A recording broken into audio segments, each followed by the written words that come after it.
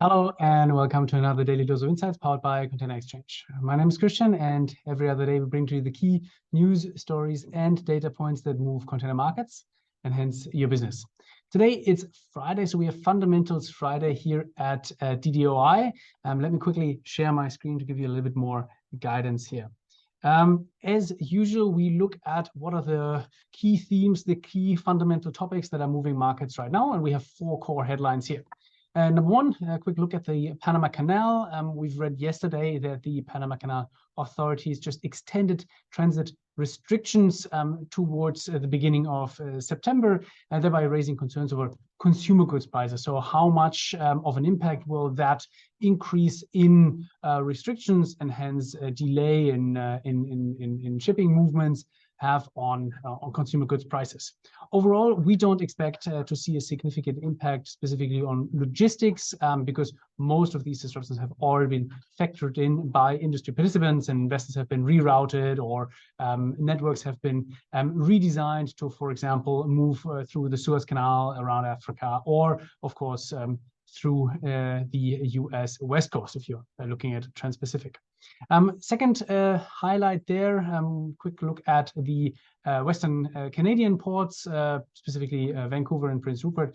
We've seen now that cargo flow is returning to normal, so gate moves and waiting times and vessel waiting times are back to normal after the third tentative labor agreement has been approved on 4th of August. And now, as there are no more on and off strikes and no unpredictability anymore, and volumes are comparatively low because of the dull in Trans-Pacific shipment volumes, the ports have been able to clear the backlogs, and cargo flow, as I said, is now back to normal. It's good news there, especially if you want to reroute your cargo from the Panama Canal to Western Canadian ports.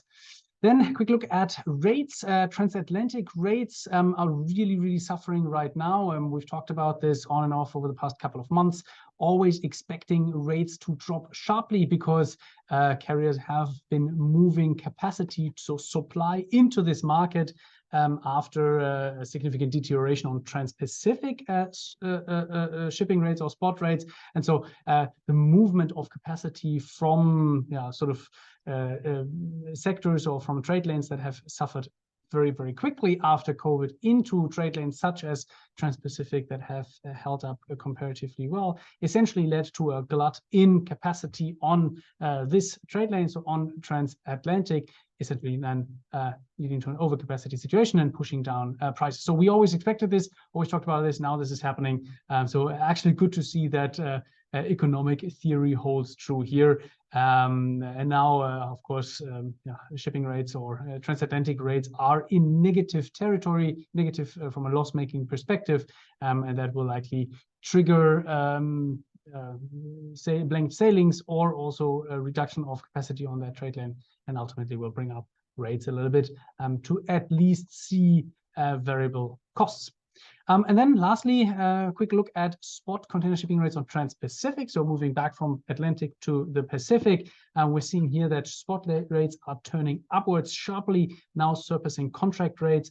I quickly posted here a screenshot from Zeneta. This is a 40-foot shipping container from the Far East to the US West Coast. The yellow line are spot rates, the black line are contract rates. And as you can see, typically spot rates are moving faster or moving quicker than contract rates. That's of course clear because contract rates are typically locked in. So spot rates are more volatile, reacting earlier, and then contract rates are pulling behind. You've seen this during COVID, where spot rates peaked earlier than contract rates, and now you're seeing this also post-COVID, that spot rates dropped faster than contract rates.